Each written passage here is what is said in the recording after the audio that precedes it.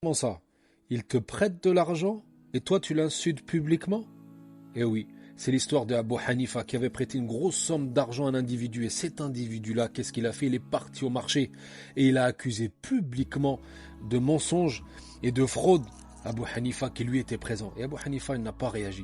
Il est resté silencieux, il a continué son chemin. Ses élèves, eux qui étaient témoins de la scène, se sont dit mais pourquoi il n'a pas réagi? Ils ont posé la question à Abu Hanifa et Abu Hanifa de dire si je lui avais répondu, il m'aurait accusé de mentir. Mais en restant silencieux, je lui ai montré que ces accusations étaient sans fondement. C'était une stratégie de cet illustre imam, de cette communauté. Et on voit bien ici le rang qu'ils avaient, ces salafs. Et à la fin de l'histoire, même ce que va faire Abu Hanifa, il va lui-même pardonner la somme qu'il lui devait. Et je trouve ça assez incroyable. Et de nos jours, si nous, quelqu'un, il nous devait de l'argent, je pense que on ne réagirait pas comme lui, à 95%.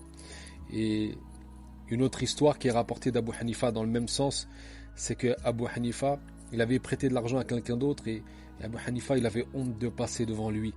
Donc il s'éloignait à chaque fois qu'il le croisait. Et ses élèves, ils l'ont demandé, mais pourquoi tu agis ainsi?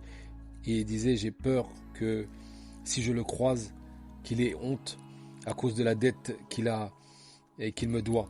Or, je ne veux pas être la cause de son embarras. Et ici, on voit bien le comportement exemplaire qu'il avait à Abu Hanifa avec toutes ces histoires qui sont rapportées et mentionnées par Ibn al-Jawzi dans Sifat al-Safwa. Que cela nous serve de leçon.